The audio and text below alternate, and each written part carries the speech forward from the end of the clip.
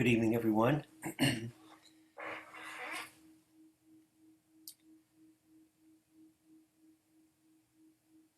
was remembering a time when I was on a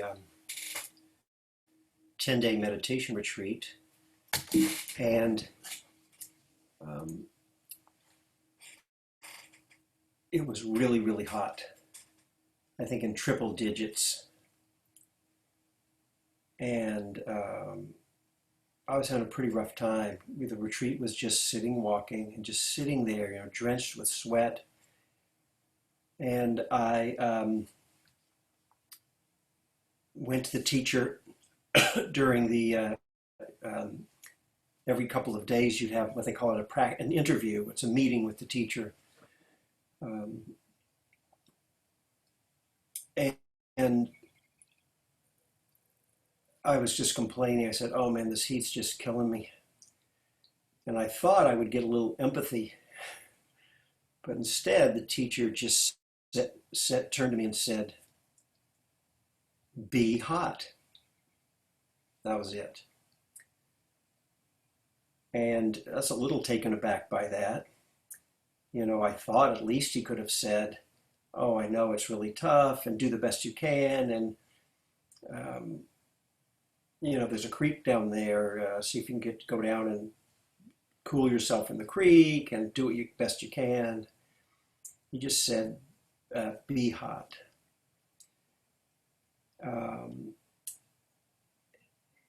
As I reflect on that, because you couldn't get away from the heat. You just couldn't. It was a rustic, there's no air conditioning there. We were in a rustic retreat center. And I was reflecting, in some ways it's similar to the situation that we all find ourselves in these days with dealing with the pandemic and all the aspects of that. Obviously, it will be different for each of us. We all have different economic situations, of course, and health and different set of worries and circumstances. But it's not pleasant, and you can't get away from it. And so tonight and tomorrow night, I want to talk about. I think, figuratively speaking, there are times where you do want to go down to the creek and throw yourself in the cool water and find some relief. And we also need some times when we just need to learn how to be hot. And so with that theme, I think tomorrow night I want to say some things about my own thoughts about how can we in the midst of difficulties, it's like going down and immersing ourselves in the cool water. What can we do in the middle of really having a hard time? Can we change our state of mind and move it into a positive place? So I'll save that mostly for tomorrow night. And for tonight, I want to focus on the other aspect, the be hot part.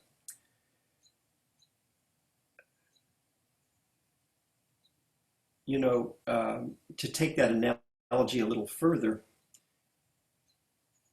if I was suffering from heat stroke, say, I don't think the teacher would have given me the same instruction. There's a time when we have to know what our limit is. Similarly, when we're dealing with any kind of situation, any kind of difficulties, we don't want to get overwhelmed by things, and that's very, very important. And I do think one of the most important skills we learn over time, through experience, is how to really be with things that can be very challenging, but to know with wisdom, not out of aversion, with wisdom, when is it time to back out or take care of ourselves? When are we liable to fall into becoming overwhelmed when something really is too much for us? I'm not going to say too much about that. That's a big, big topic, but just to name that, of course, that's important. And well, I say, of course, maybe it doesn't get mentioned enough that we have to have that place. If we're getting overwhelmed, if something really is too much, then we're not going to be able to work with it. I think what often happens, though, when things happen that can be very challenging and very painful and very difficult, all too often we really can work with it, we could be with it. And we're too quick. We think it's going to overwhelm us, and yet we really could work with it. And so, sometimes it's hard to know the difference, and I want to recognize that, and that's important to recognize. And so we just do the best we can. And sometimes when we're testing out, well, let me see if I can be with this. I know people who, just an example, that in a kind of an analogy that gets used often is, if you're sitting in meditation with knee pain, and when is it time to stretch out your knee and take care of yourself, relieve the pain, and when is it time to stay with it, right? And part of it depends on what our aims and goals are in meditation.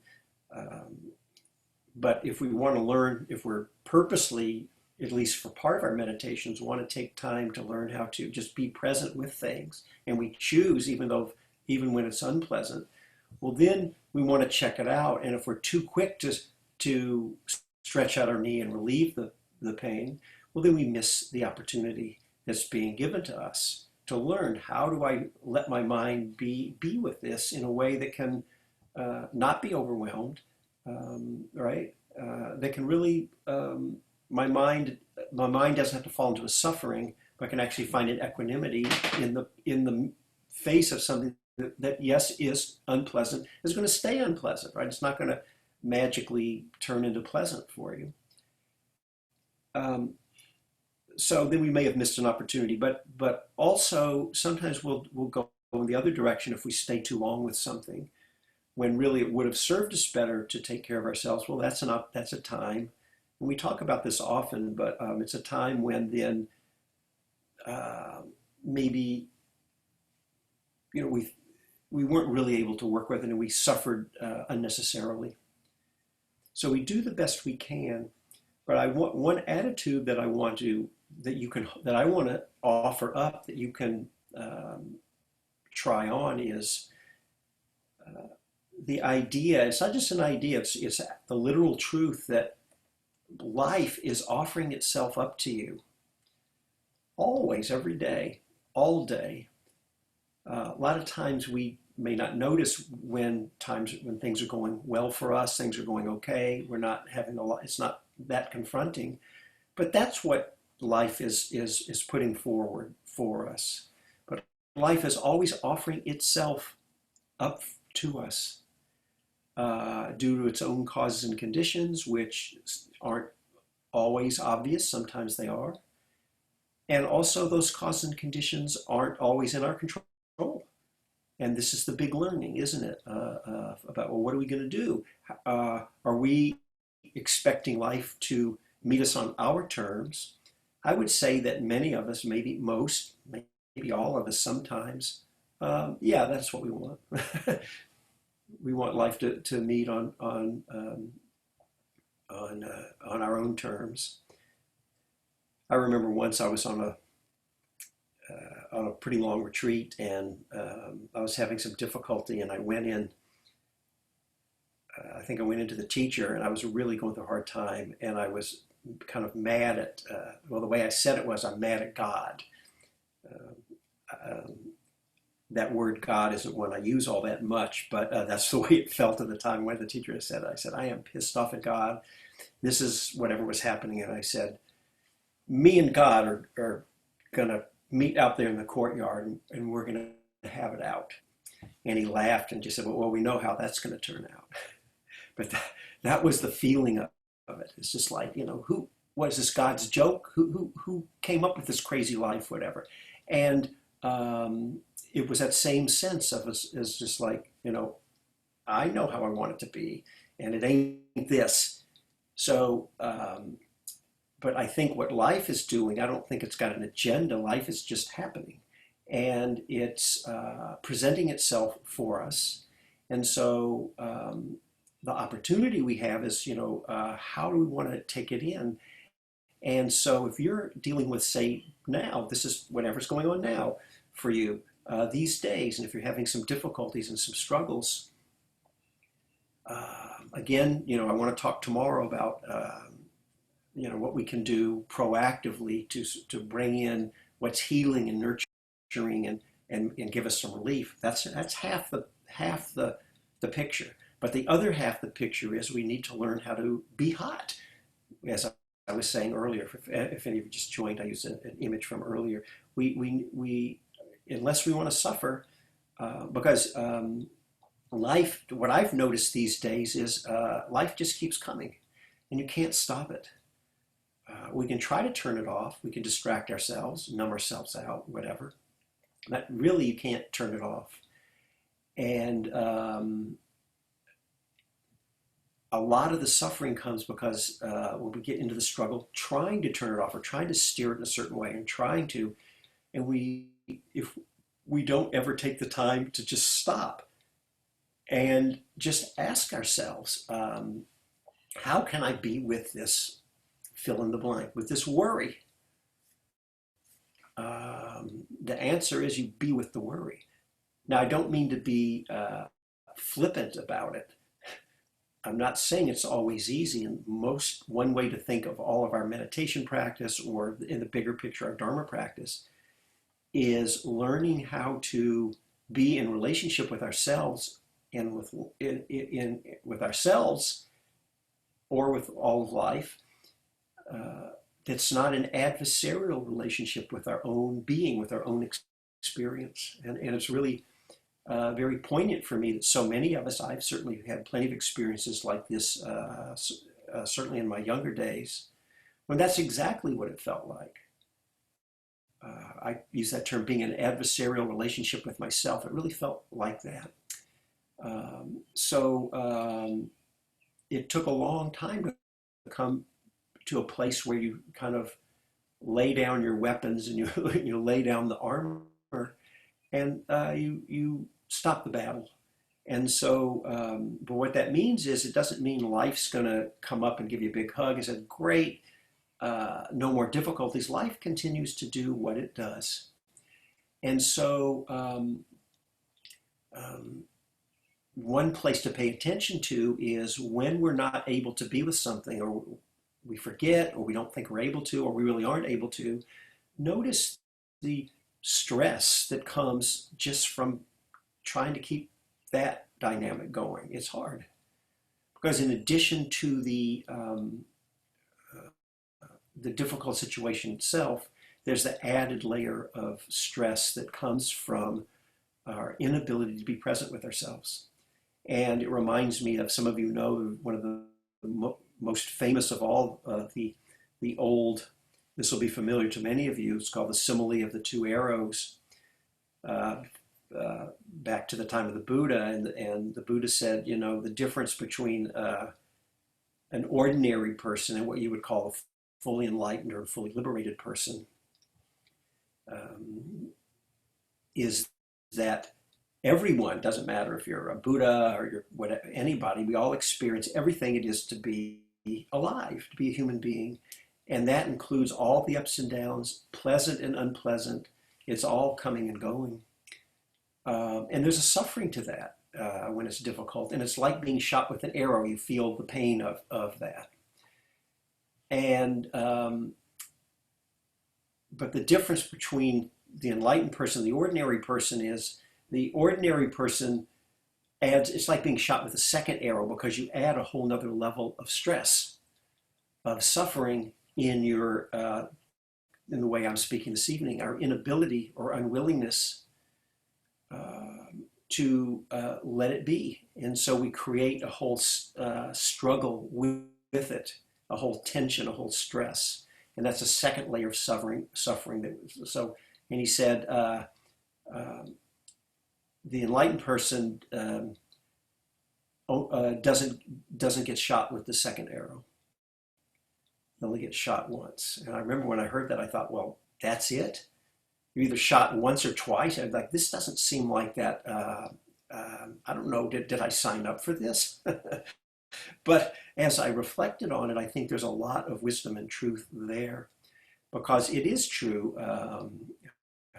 You know, if you're alive, if you're conscious, if your sense organs are working, you have what they call in the traditional language sense contact. You're going to feel things, pleasant and unpleasant. You can't stop it. That's the flow of life.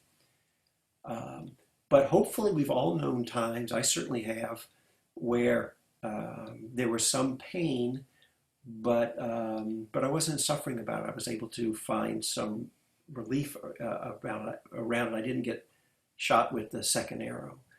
But conversely, I remember times where um, not only did I get shot with a second arrow, but I'm standing there. It's just like, I'm going to shoot myself. I'm going to shoot myself. And then I do. And then I say, I told you. See, what did I tell you? I told you I was going to shoot myself. I'm thinking of a time when once I had been traveling, and um, I live in Oakland. I don't know how many of you are here in the San Francisco Bay Area, but I live in what's called the East Bay in Oakland. And I was flying into the San Francisco airport. So I had about, with no traffic, I don't know, maybe 35, 45-minute drive to get home, but it happened to land at a time when it was rush hour traffic. So it added a full hour to my commute to get home. And I was really tired, and I hadn't eaten, so my blood sugar, which doesn't happen so much anymore, but used to be if I didn't eat, I could get like hypoglycemia, my blood sugar would drop. And so I was in a bad mood. And I'm sitting there in traffic, and I'm just, I was going to be home in an hour, but in my mind, I couldn't let it go. I couldn't relax. I'm just sitting there. The only problem is I thought I was supposed to be somewhere else. If I just could sit where I was, I'd be fine.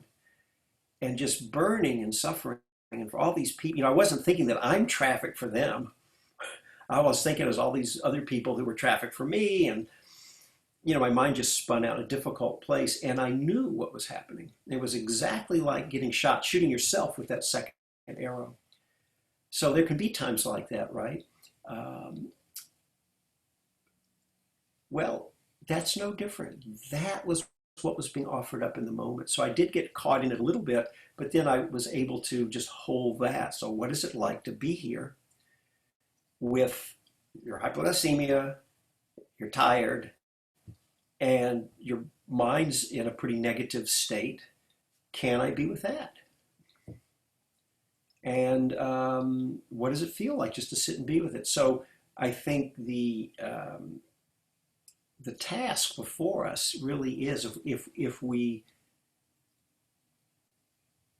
looking for, I don't know the goals or the aims that you all have for your meditation practice, your Dharma practice. I use those.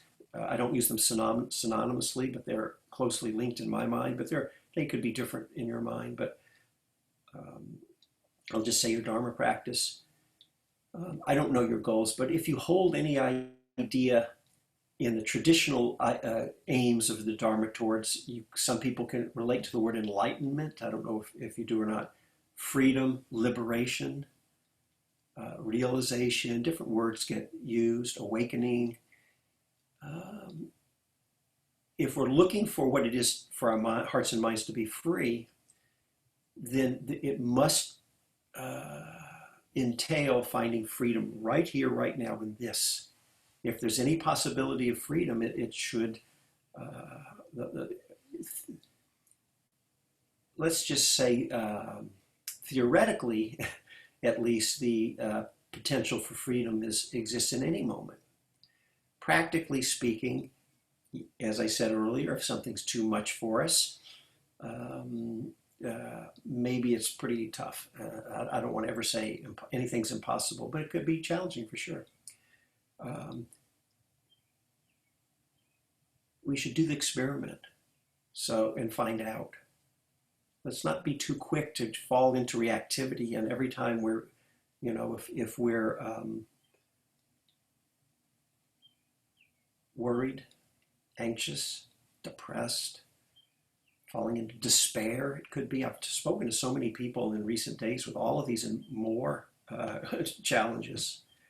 It's funny, not everyone is having those difficulties. Some people are managing through reasonably well, but many, many people, if you're having these difficulties, something similar, you're not alone. Many, many people.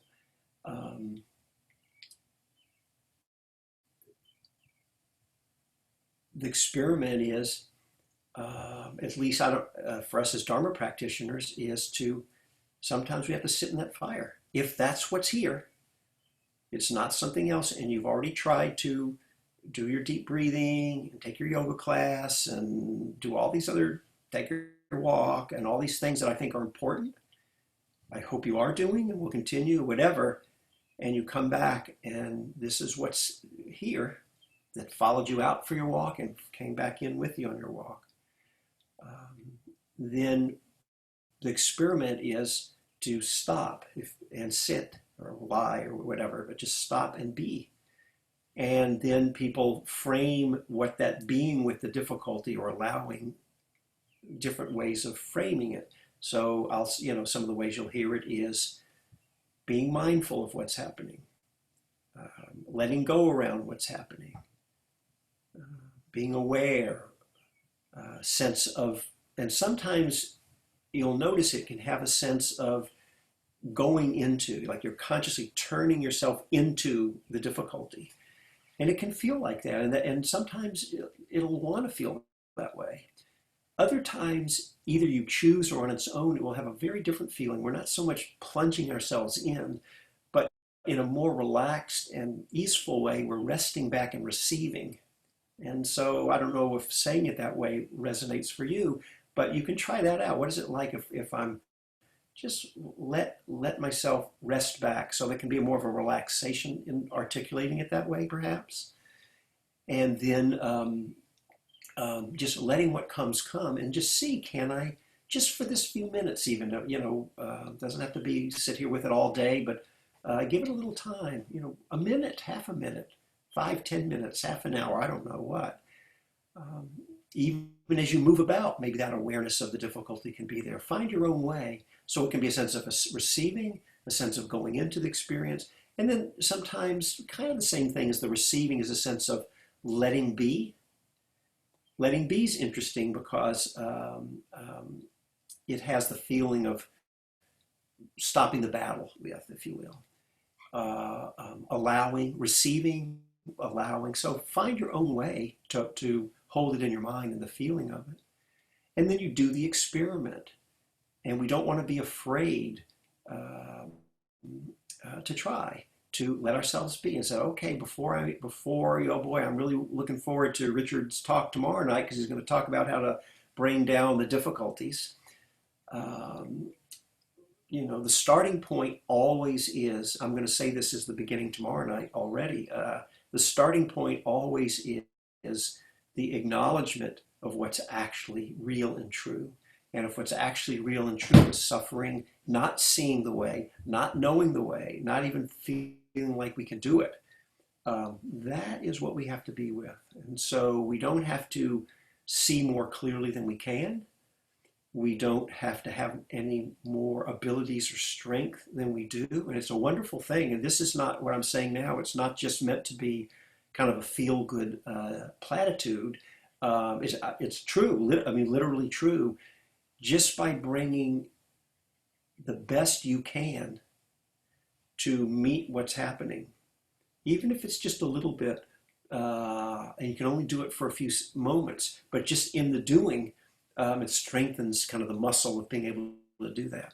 An analogy is when people are new to meditating, if this isn't just when you're new, this can be people meditating a long time, and maybe their minds have not yet been trained to, we call it concentration, but to steady, settle, getting these deeper stages of the meditation. And, maybe the mind, you can all relate to this, is scattered all over the place, won't settle.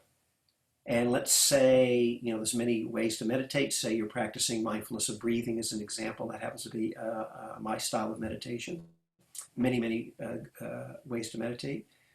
You sit and maybe you're only present for 2 breaths and then you're just lost again. You're gone. You're just forgotten the breath and you're just caught up in your daydreaming and your worries, your thoughts, whatever.